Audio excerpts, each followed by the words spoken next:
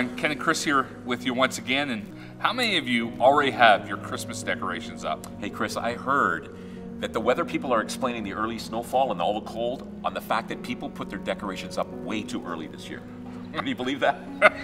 I'm not sure about that, but this is what I do know, is that we've been in an exciting teaching series called Breakout.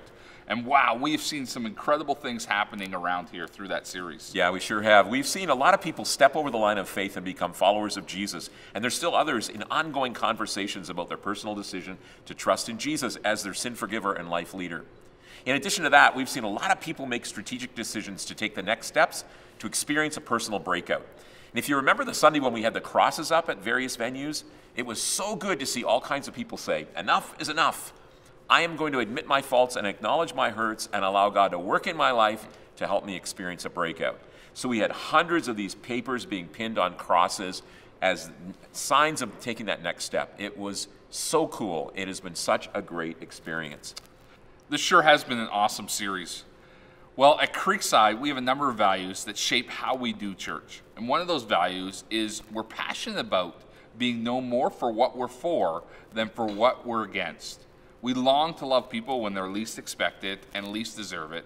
We're a community where people can belong before they believe. Now that's a lot of statements, and so Ken, can you kind of help unpack what that means for us? Yeah. So we have 8 of these statements we refer to as our Creekside culture statements, and they express something of the character of Creekside, the DNA of Creekside, or as you say, the values that we hold around here. And we've been talking about them when we've been doing this video update thing. This one states that we are passionate about being known more for what we're for than for what we're against. And you know, every single individual and every group for that matter, whether they're political or they're faith-based or they're academically oriented and so on, they are for some things and they're also against some other things. And churches in particular have a very clear mandate and value system that's often in opposition to the thinking and the value system of the culture in which it exists. So it's really easy for a church to present itself in a way that emphasizes the negative and downplays the positives. And sadly, you know, that's how some churches operate. That's the image that they present. That's not our desire. Jesus tells us that we're the light of the world, and we think that light is a pretty positive and attractive thing. Light, by its very nature, pushes away darkness. Light, by its very nature, is attractive. It's positive. And while there's absolutely no doubt that we are against some of the thinking and actions of our culture, and in the right context, we need to speak out in that regard, we feel that the better option is not to be a place that's known for what it's against, but we'd rather be a place that's known for what it's for. We feel that's just far more attractive to be known for what we're for and not what we're against. And we feel it's far more in line with the message and the life and ministry of Jesus himself. Because Jesus himself stated that he existed to give people life and to give it to them more abundantly. And that sounds like a pretty positive message to me. And we want to do that same thing. That's what we want to emulate.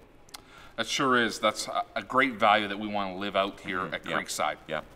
Well, every year during the month of December, we collect a special Christmas offering over and above our regular giving. And we'll be collecting this offering again this year. And our goal this year is $225,000, which we'll be investing in a couple ways. First, we want to eliminate some of the mortgage owing on our facilities. This will allow us to invest in future ministries around Creekside. And secondly, we're really pumped about this community outreach event called the Big Serve coming up next year on June 1st. Of the money raised for the Christmas offering, $75,000 will be designated to the Big Serve. It's an event where we're hoping to mobilize 1,500 people around 100 projects all around the region to show God's love. Yeah. There are a number of things that really excite me about the Big Serve. First, we're hoping, as Chris mentioned, that we can mobilize 1,500 people. That's 1,500 Creeksiders. We're hoping they'll invest 3 to 4 hours of their lives on Saturday, June the 1st, to meet some practical needs in our community. So we're talking about individuals and seniors and families and young adults and so on, serving in some way on this day. Now, some of the money raised for the Big Serve will be used to provide supplies like paint and nails and wood and gardening stuff and so on to help repair and renovate small projects for various charities and individuals and so on. That gets me fired up. Now, secondly, we hope to give some of the $75,000 we are raising at Christmas to different charities in town as a way of helping them do their thing. And these are not necessarily Christian organizations that we're hoping to help. We are investing in Waterloo Region, our community, through acts of kindness and financial gifts to help meet needs, and through that, show and share the love of Jesus with the very people we live and work and play with. It's going to be exciting. So mark down yeah. June 1st on your calendar and be a part of it. And also pray how you can give towards the Christmas offering. Well, that's all for now. We'll see you next time. Take care. Bye-bye. Oh, man, that's going to go viral. That was good.